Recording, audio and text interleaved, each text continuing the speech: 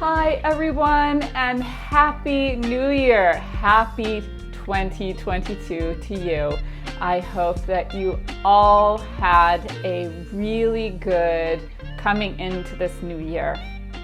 This is the first of a two-part series where I talk about our closets and how we can use them to reach the goals that we set for ourselves, our New Year's resolutions of sorts. Because it's always a good time to reinvent ourselves. After all, life is not something that just stays as it is. It's not a static thing. It's always changing. And so we can use the New Year's time to make some changes in our life.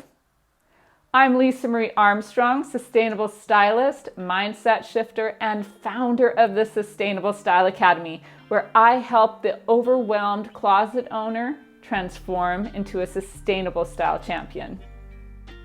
So if you're a lover of sustainable style or want to become one, make sure to hit that subscribe button below to get notified of when I put up a new video, which is every Sunday. I'll be going live on January 16th, 2022 to demonstrate both parts 1 and 2 of this little mini series that I've put together for you. So make sure to watch to the very end so that you know how you can join me on that day. So, New Year's resolutions. They always seem kind of the same for everyone, don't you think? I mean, who hasn't started out the new year saying that they're going to go on a diet, lose weight, declutter their home, go to the gym regularly? Who hasn't done that? And then the majority of us, we fail miserably at it, right? I know I've been there before. I can't tell you how my going to the gym and starting a diet in the past has always started out good, and then somehow we get demotivated and well, then that was it. I mean, those used to be my resolutions too. And it took more than a change of a date or of the year to make those particular resolutions happen. And I figured since it always felt like I was giving myself a big fat empty promise, which I mean it usually was, I decided a few years back that I wasn't going to subscribe anymore to that typical New Year's resolution. Nope, I had to do it differently. I mean, after all, shouldn't our health be something that we're worried about all the time and not just when the year changes? And for me, decluttering my home, while I do like to have a tidy home, decluttering my home is not my top priority in life. I wouldn't want to waste my life decluttering my home, right? So let's say that instead of choosing one of those typical New Year's resolutions, or let's call them NYRs to get those out of the way quick, it's a long word. Let's say that we choose something different and with more intent instead. A more fulfilling New Year's resolution could be setting ourselves some really interesting goals. I mean, goal setting is such a fantastic way to get us closer to those things that we really want to achieve in life. And that can be achievement on any level. I mean, do you know anyone who doesn't want to live a fulfilling life? I certainly don't. In order to figure out what a really good New Year's resolution could be for yourself, we need to have a method to get there. We need a method to set these goals and a method to be able to succeed in achieving these goals. Is there any method out there? I'll bet you know the answer to that. Of course there is, because here I am on this video about to tell you my method of doing so. I've been doing this for several years now, and I've found it a fantastic way to be able to achieve all the things that I have so far. My method is comprised of 4 important steps, and for these steps, I also have created a PDF for you. If you want that PDF, make sure you watch this video to the very end where I tell you how you can get your hands on it. By using my method, I've created a sustainable closet, I've started a business, I've designed a way to spend more quality time with my children. I've fulfilled some of my bucket list items like skiing and some other things, Japanese cooking, and things that I've always wanted to do in life. So let's take a look now at how my method works. Step 1, I review my life of the year past. And in a journal, which I have here, I have this big fat journal with all kinds of stuff falling out of it. I write down all the things, no matter how big or small they were, that I've accomplished this year. And because I have my NYR list from last year, I can compare what I've accomplished to the list of things I thought I could accomplish and the things that I've achieved, right? So for me, I usually accomplish many things on that list. And of course, there are always a few things that I end up not accomplishing. But that's not a big deal. Sometimes I set goals and I don't realize sometimes the amount of work involved in order to reach them. Sometimes I've given myself too little time to accomplish these goals, and that's okay too. It's not a biggie. It doesn't mean that we've failed. It doesn't mean I'm not on my way there, and it just means that it's taking a little bit longer than I'd anticipated. And anyways, there are plenty of other things that I did reach, and this is such a good thing. In fact, it's worth a champagne toast, and you should always celebrate yourself for the things that you have accomplished. So go ahead and make a toast when you've figured out what these things are that you've accomplished. Sometimes I even achieve things that weren't on my list and that are significant things, and I add these to my list because that's just another thing to show myself, hey, look what you've done this year. Now, what I don't do, and this is very important to remember, is I do not write out all the things that I didn't accomplish. Why? Because time has passed, and why would I want to focus on things that are going to bring me negativity or make me feel shameful for not having made it within a certain period of time?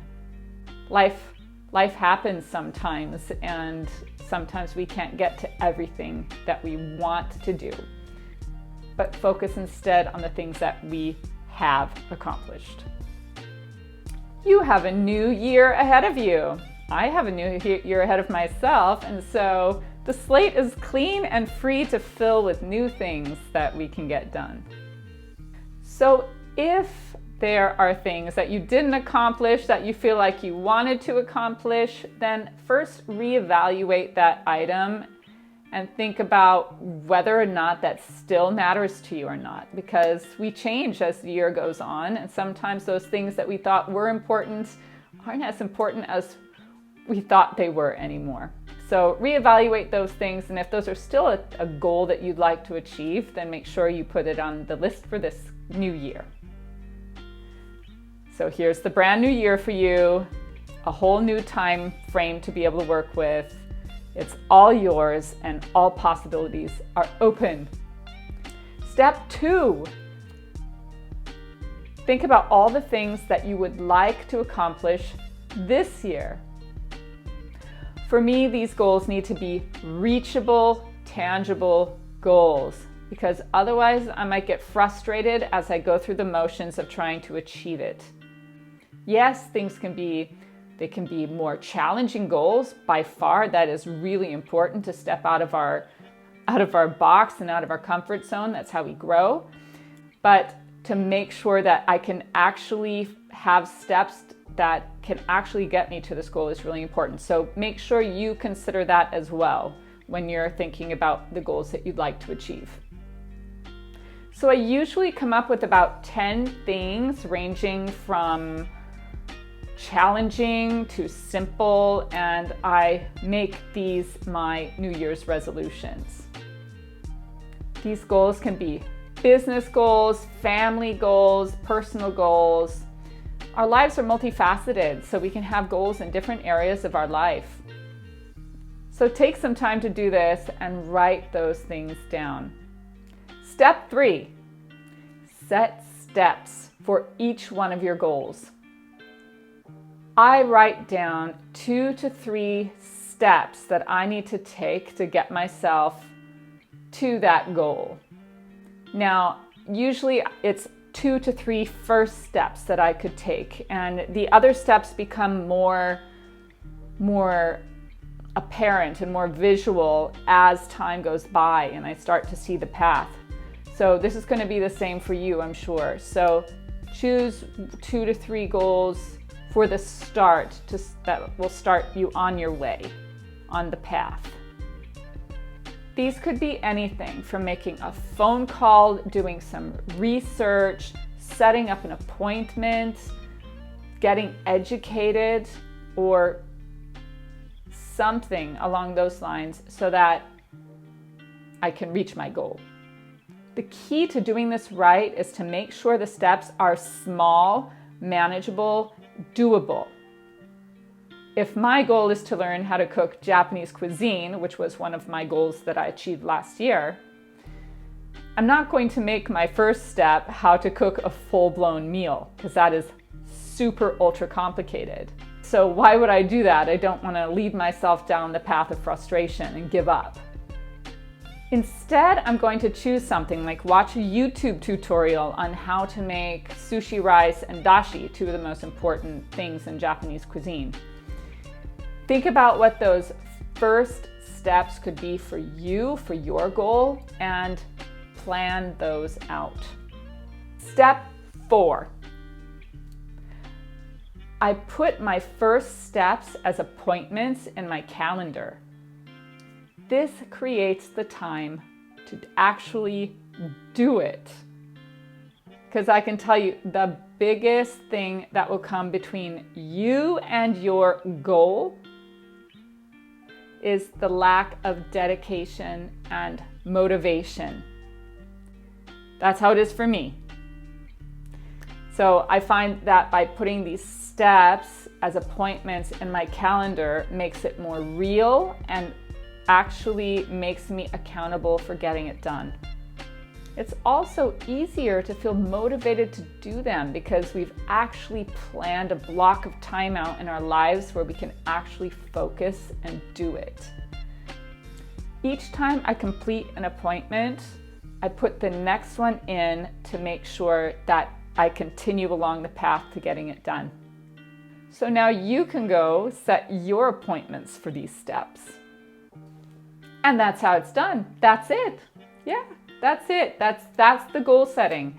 It might take a little bit of time to think about it and to plan it out. Usually I take a couple pieces of paper and I write things out and I think about it. And then I search for the ones that I think that I can manage to do this year. So try it out and let me know how it works out for you. So now, how does our closet play a role in all of this? Well, you see, our clothing is the outer representation of who we are and what we stand for. It's like a billboard that tells everyone where we're headed. It also tells you inside where you're headed. And so if we have goals to achieve, we want to make sure that our clothing is reflecting this. This is something called enclothed cognition, and it empowers us. And this, my friends, is what we are going to be talking about in next week's video in part 2 of this little mini series. We'll be doing some closet goal setting to match your New Year's resolutions. So make sure you subscribe so that you don't miss it. And click like if you think that this video has been helpful to you. If you would like to learn how to set goals and create the powerful looks from your closet that will help you succeed, make sure you go to the description box below and sign up for my free live mini webinar where I go through all of these things live That happens on January 16th, 2022, venue to be announced. Make sure you sign up. And when you sign up, you get the PDF on how to goal set and how to plan your closet for succeeding in your goals. So go there and get that super valuable information for you, all for free. I'm just giving it to you, all for you. So please make sure you go grab that and come and watch on the live. That would be wonderful to have you there. So get to it, writing your resolutions. You have some time before next week. I look forward to seeing you next Sunday, where we go for part 2 of our series with the closet planning for your goals. So take care. See you next week. Bye.